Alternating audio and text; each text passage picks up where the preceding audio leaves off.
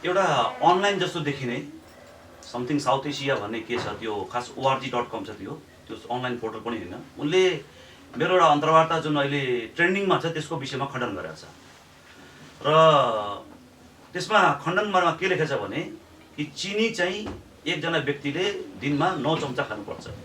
उनले त्यसका राम्रा पक्ष जति पनि मिडियामा आएको कोरोनाको विषयमा अथवा यसको षड्यन्त्रको विषयमा यसको तथ्यको विषयमा केही पनि राम्रो कुरा नगरेर उहाँले नेगेटिभ कुराहरू प्रस्तुत गरेछ र त्यो नेगेटिभ कुराहरू मैले भेरिफाई गर्दाखेरि के देखियो भने अत्यन्तै नियोजित तरिकाले पराजित मानसिकताले ग्रस्त, कुण्ठित भावनाले ग्रस्त व्यक्तित्व र केही ठुलो षड्यन्त्रकारीहरूले जुन यो देशलाई बन्धक बनाउन खोज्दैछ कोरोनाको नाममा तिनीहरूको एउटा यो एजेन्ट पात्र विचारा भने म भन्छु मलाई बडा दुखी आएर भयो। म यहाँबाट चुनौती दिन चाहन्छु, मैले बोलेको कुराहरू तपाईहरुसँग डकुमेन्ट टु डकुमेन्ट कुरा गरौँ। किन आम जनसमुदायमा एउटा कुरा म आह्वान गर्न के चाहन्छु भने कुनै पनि विषयमा रिसर्च हुँदाखेरि त्यसको एउटा आधार हुन्छन्, विश्वसनीय संस्था हुन्छन् अनि विज्ञहरू हुन्छन् र त्यो विज्ञ र त्यसै विज्ञहरूमध्ये विश्वसनीय संस्थाको रिपोर्टमध्ये कयौं धेरै मेडिकल रिपोर्टहरूको विषयमा तपाईको मुद्दा लागेर तिनीहरू जेल गएका पनि छन्। नाम कसैको के भन्छ रिसर्च कसैको त्यसलाई एउटा नियोजित अर्थनीतिलाई फाइदा, निश्चित व्यापारीको अर्थनीतिलाई फाइदा हुने गरी गरिएको नियोजित षड्यन्त्र हो। र हामी यो विषयमा किन बोलिरहेछौँ कोरोनाको विषयमा? कोरोनाबाट अपनाउनु पर्ने सतर्कता आफ्नो ठाउँमा छँदैछ, तर यसको अरू विषय भनेको यो नितान्त तपाईको जसरी पहिलो विश्वयुद्ध, दोस्रो विश्वयुद्ध, गृहयुद्ध लगायतका राजनीतिक परिवर्तनहरू जे पनि गरिन्छ, जे पनि एजेन्डाहरू ल्याउँछ त्यो नितान्त केही मुठ्ठीभरका पुँजीपतिहरूको लागि अर्थनीतिलाई फाइदा हुने गरी गर्छ। जस्तो अहिले संसारभरि जुन देश तपाईको लकडाउनमा गए तिनका सामान्य नागरिकहरूले गरेको व्यापार व्यवसाय ठुला उद्योगीहरू त्यो देशका सबै धराशयी गए, तर संसारका मुठ्ठीभरका केही कम्पनीहरू भ्यानगार्ड तपाईको वालमार्ट जस्तो, बिल गेट्स जस्तो कम्पनी, एलन मस्क जस्तो कम्पनीहरूले खरबौं खरबौं रुपियाँ कमाए। अब यी तथ्यहरूको आधारित म एउटा कुरा गर्न चाहन्छु। एउटा रिपोर्ट छ तपाईको genetics 2008 volume number 179 page number 727 यसको 10 पानाको पेज छ। यसमा तपाईको स्पष्ट रूपले प्राकृतिक चिकित्सा जुन हाम्रो पहिलाको पद्धति थियो त्यो किन राम्रो हो र अहिले एलोपैथी मेडिसिन भन्दा पनि वेस्टर्न टेक्नोलोजीमा बनेको केही मुठ्ठीभर व्यापारीका फाइदाको लागि बनेको जुन मेडिसिन टेक्नोलोजी छ त्यो भनेको कसरी मान्छेको हत्या गर्छ, त्यसले कसरी मान्छेको मृत्युदर बढाउँछ भने त्यसलाई एडीआर भनेर उनीहरूले व्याख्या गरेछ, एडभर्स ड्रग रिएक्सन। भनेपछि जन हपकिन्स इन्स्टिट्युटको रिपोर्ट हेर्ने हो भने कुन कुन रोगले कति कति मृत्युदर भएको छ भन्दाखेरि तेस्रो नम्बरमा एडीआर आउँछ। अर्को एउटा जानकारी गरौँ, एकजना नोबेल लरियट अल्बर्ट जेन्ट ग्योर्गीको एउटा आर्टिकल छन्, बडा एकदम महत्त्वपूर्ण आर्टिकल। यो मैले खास लक्षित कस्तो गरेछु, अहिले हाम्रा देशका युवाहरूले सोसल साइटबाट विभिन्न अनुसन्धानहरू गरेर महत्त्वपूर्ण दस्तावेजहरू उजागर गर्दै वास्तवमा कोरोना एउटा स्क्याम हो भनेर जुन हजारजना डाक्टर जर्मनीका कोरोना स्क्याम भनेछन्, युरोपका विभिन्न तपाईको पूर्व पदाधिकारीहरू, डाक्टरहरू, अहिलेका विज्ञहरूले जुन तपाईको कोरोना एउटा स्क्याम हो भनेर भनेछन्, यो एउटा नितान्त केही व्यक्तिको फाइदाको लागि भनेछन्, त्यसैमा आधारमा टेकेर हाम्रा नेपाली युवा दाजुभाइ दिदीबहिनीहरूले फेसबुकबाट पनि धेरै कुराहरू सार्वजनिक गरेका छन्। उहाँहरूलाई म धन्यवाद दिन्छु र यी विषयमा एक दुईटा म रेफरेन्स दिन चाहन्छु। नोबेल लरियट अल्बर्ट जेन्ट ग्योर्गीले एउटा आर्टिकल लेखेको छ, introduction to sub molecule of biology. त्यसमा क्यान्सर सेल हाम्रो बडीमा हुन्छ, अलरेडी बडीमा हुन्छ, त्यसलाई कसरी व्यापार बनाएको छ, कुन अवस्थामा बनाएको छ भने स्पष्ट लेखेको छ र कसरी हाम्रो आर्थिक शोषण गर्छ र त्यो पेसेन्ट कहिले पनि निको हुँदैन। दोस्रो कुरा, अर्को एकजना तपाईँको नोबेल लरियटको नाम लिन्छु म, William J fourth, British medical journal volume number 1991 semicolon 303 कलम नम्बर 1565 त्यसको नाम छ, त्यो आर्टिकलको नाम हो प्रेडिक्टिङ the unpredictable future of patient. यो एकदम महत्त्वपूर्ण आर्टिकल हो। हाम्रा मेडिकल फ्रेटर्निटीका मान्छे जसले एउटा तबका छन् जो WHO को एजेन्डालाई बोकिरहेछन् र लकडाउन लाउनुपर्छ भनेको छ, पीसीआर टेस्ट गर्नुपर्छ भनेको छ, र हामी जस्ता अभियन्ता जो कि लकडाउनको नामले केही संस्था, केही व्यक्ति, केही व्यापारी, केही ब्युरोक्रेट्सले यसलाई लुटको अवसर बनाएका छन्, त्यसका विरुद्ध हामी लागिरहेका छौँ। तिनीहरूले चाहिँ जस्तो मेडिकल काउन्सिल भयो, हामीले के सुन्नमा आएको छ भने डाक्टर भगवान कोइराला स्वयं त्यो बैठकमा बसेर यी अभियन्ताहरूलाई कारवाही गर्नुपर्छ, यी नेचुरोप्याथी, एलोप्याथी, जडीबुटीलाई कारवाही गर्नुपर्छ, लकडाउन लाउने सिफारिस गर्ने को? डाक्टर भगवान कोइराला लगायतका अरू को छन्? पीसीआर टेस्ट गर्ने गर्नुपर्छ भन्ने एउटा वर्गले आन्दोलन गर्छ, त्यसलाई स्वयं प्रधानमन्त्रीले भेट्न जान्छ।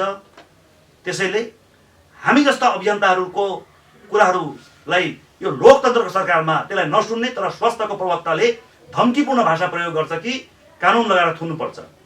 यो एउटा माफियाले गुण्डाले टोले गुण्डा पनि नभनौँ, टोले गुण्डाले बोल्ने भाषा हो।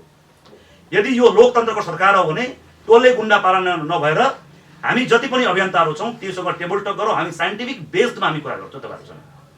अर्को एउटा म तपाईँलाई भन्छु पिसिआर टेस्टको बारे। द स्क्रिनिङ इन्डस्ट्री भन्ने तपाईँको ब्रिटिस मेडिकल जर्नलमा रिचार्ड स्मिथले एउटा आर्टिकल लेखेको छ कि यो एउटा बिगेस्ट मनी मेकिङ एउटा इन्डस्ट्री हो। यो संसारमा 700 भन्दा बढी टेस्टहरू छन्, त्यसलाई कसरी तपाईँको इन्डस्ट्री बनाएको छ त्यसमा सारा कुरा खोलेका छन्। र नोबेल पुरस्कार पाएका क्यानाडियन प्रोफेसर एवं उनी डाक्टर पनि हुन्, उनका नाम हो वाइल्डर पेनफिल्ड। 1950 मा उहाँले एउटा किताब लेख्नु भएको थियो जसमा उहाँले नोबेल पुरस्कार पाएको थियो कि mind is in the brain. तर त्यही मान्छेले 1970 मा लेख्यो mind is not in the brain भनेर लेख्नुहुन्छ, माइन्ड ब्रेनमा छैन। भनेपछि एलोपेथी मेडिसिन अथवा वेस्टर्न टेक्नोलोजी जुन जुन सिद्धान्त सुरुमा 30 वर्ष 40 वर्ष 50 वर्ष अगाडि दिए हरेक सेकेन्डमा चेन्ज भइरहेछ। र यो सरकार के कुरामा जिम्मेदार भएन भने रोग लागेर 10 जना मान्छे मरेको छ भने कोरोना लागेर मरेछ त्यो पनि आधिकारिक पुष्टि कतिको, त्यसको अडिट रिपोर्ट के, कुन बेसमा उनीहरूले कोरोना पुष्टि गरे त्यसको अडिटको एउटा सिस्टम छ, त्यो के बेसमा अडिट गरे उनीहरूले। तर यो देशमा क्यान्सर लाग्ने, किडनी लागेर मर्ने, श्वास प्रश्वास समस्याले, डायबिटिक्सले, मुटुको रोगले, अन्य धेरै रोगले र त्यो रोगीहरूको जय जत्था जमिन सबै ज्यान जाँदा पनि त्यो समाजबाट त्यसको उन्मूलन हुन सकेन। सरकार त्यसमा ध्यान दिने, जाँड रक्सी गुटखा बिडी चुरोट खाँदाखेरि चाहिँ छुट छ, ती व्यापारलाई छुट छ, तर क्यान्सर लागेकालाई 1 लाख रुपियाँ अनुदान दिन्छ। यो छ सरकारको पोलिसी। तपाईँ हामीलाई कुखाद्य खुवाएर इम्युन सिस्टम कमजोर पार्ने सारा तपाईँको रासायनिक मलले उत्पादन भएका के भन्छ अन्नबाली फलफुलहरू, पेस्टिसाइड युज गरेका अन्नबाली फलफुलहरू र कुखाद्यहरू प्याकेटकालाई चाहिँ बढावा दिइरहेछ। ती व्यापारीसँग पैसा वसुलेर यिनीहरू बढावा दिइरहेछ, खुलेआम गरिरहेछ, त्यसलाई मतलब छैन। तर कोरोनाका नामले WHO को एजेन्डा अन्तर्गत हामीलाई घुँडा टेकाएर गरिब पारेर विश्व केही मुठीभरका व्यापारीको नियोजित षड्यन्त्र अन्तर्गत हाम्रो बडीमा चिप हालेर भोलि तपाईँले भ्याक्सिन लगाउनु भएन भने, पिसिआर टेस्ट गर्नु भएन भने, क्यान्सरको तपाईँको के भन्छ इन्सुरेन्सको तपाईँको सर्टिफिकेट लिनु भएन भने तपाईँ यात्रा गर्नु पाउनुहुन्न। यसका मैले योभन्दा पहिले पनि धेरै तथ्यहरू मैले उजागर गरिसकेको छु, अन्तर्राष्ट्रिय कुरामा उसमा चाहिँ सार्वजनिक भइसकेको छ। र केही लाल बुझक्कर आकाश ठेक्ने विद्वानहरू, सर्टिफिकेट लिएकाहरू र त्यसका दलालहरूलाई म चुनौती दिन्छु। एउटा कुरा, अमेरिकामा तपाईँको फ्लू सर्ट लागेका, जसलाई फ्लू सर्ट लाग्यो तिनीहरू नै मात्रै कोरोनाले मरेको एक खालका विज्ञहरूले दावा गरेछ। पहिलो कुरा, यो सार्स भनेको अहिले जसलाई नोबेल कोभिड-19 भनेको थियो, अहिले तपाईँको सार्स कोभिड-2 को नाम दिएको छ। किन यो सार्स 2003 मा जुन सार्स बिमारी लागेको थियो, जुन भाइरसले, त्यसैको सिमिलरिटी छ भनेर भनेको छ।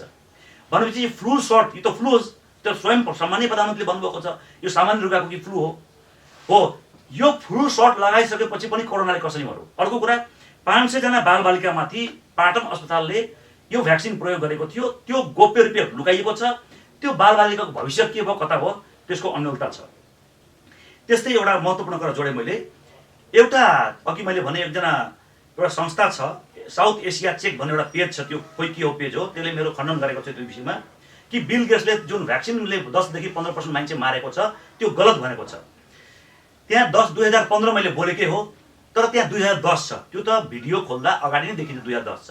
त्यो स्ट्राटेजिक वेले मैले बनाएको थिएँ कि को माथि, हाम्रो समूहमाथि हमला गर्ने तत्त्वहरू के कुराले सामान्य कमजोरी हामी बोलौँ, त्यसले हामीमाथि हमला गर्छ, त्यो हामी नियोजित एउटा षड्यन्त्र हामी पनि एउटा स्ट्राटेजी अपनाएको थियौँ। त्यो अन्तर्गत यस्ता माछोहरू पक्राउने हामी षड्यन्त्र गरेका थियौँ र षड्यन्त्र प्लानिङ थियो हाम्रो, त्यो पक्र्यौँ हामी। सम्पूर्ण श्रोताहरूलाई म भन्छु, त्यो टेक टक सोमा बिल गेट्सले के भन्यो एक लाइनमा सुनाउँछु। 4 मिनट 32 सेकेन्ड पछि त्यो भिडियोमा उनले भनेका छन्, first we have got population, the world today has 6.8 billion people, that's headed up to about 9 billion. Now if we do a really great job on new vaccines, healthcare, reproductive health services, we could lower that. That भनेको के? That भनेको के? अगाडि उले population कुरा गरेछ अनि lower that भनेको के? पपुलेसन हैन, लोअर द्याट पपुलेसन त भनेको छैन, त्यसको अर्थ मैले लगाएको छु, त्यो अर्थ त्यही लाग्छ, बाइ परह्याप्स 10 or 15% भनेर उहाँले भनेको छ। त्यसैले अर्को एउटा रिपोर्ट म भन्न चाहन्छु, स्विडेनको सिनियर एपिडेमियोलोजिस्टले भनेछ mask is very dangerous for human health. अर्को एउटा भन्न चाहन्छु, फ्लोरिडमा ती विद्वानहरूलाई भन्छु कि पानीमा क्लोरिन मिलाएर हामीले क्यान्सर बनाउँछ, अरू रोग बनाउँछ, त्यसमा हामी कुनै खालको वक्तव्यबाजी दिँदैनौँ, के बोल्दैनौँ। त्यस्ता सिडिसी जुन तपाईँको अमेरिकाको सिडिसीलाई कसले फन्डिङ गरेछ म नाम भन्न चाहन्छु, Bill and Melinda Gates foundation, health Canada, Walt Disney, parks and resort, government of Canada लगायतका जोन्सन एन्ड जोन्सन जस्ता धेरै ड्रग कम्पनीहरूले त्यसलाई फन्डिङ गरेको छ। र physical distance mask wearing could be 2-3 years with vaccine भनेर तपाईँको WHO का एकजना पदाधिकारी भनेको छ। यो ठुलो एउटा क्याटास्ट्रोफिक हो भनेर भनेको छ। त्यस्तै लिडिङ साइन्टिस्टले के भनेको छ भने लकडाउन र क्वारेन्टिन भनेको ठुलो महाआपद हो, संसारलाई घुरा टेकाएर निश्चित एउटा नियमभित्र हामीलाई हाम्रो बडीमा चिप्स हाल्छ र भ्याक्सिनभित्र चिप्स हाल्छ भनेर विभिन्न तथ्य वैज्ञानिकहरूले दावा गरेका छन्। युरोप आन्दोलित भइसकेका छन् र राज्यले जुन कारणले अरू कारणले रोग लाग्छ, क्यान्सर लाग्छ, त्यो कुरामा किडनी फेलियर हुन्छ, त्यो कुरामा केही मतलब त्यो विषयमा चाहिँ तपाईँको बहस हुँदैनन्। लकडाउन गरिसकेपछि आम जनताको जीवनमा, दैनिक जीवनमा जुन असर परेको छ त्यो विषयमा बहस काही छैनन्। यो अवसरलाई भ्रष्टाचार गर्ने एउटा ठुलो अवसर बनाएकोमा यो सबभन्दा ठुलो भाइरस हो। धन्यवाद। जय गोरखनाथ।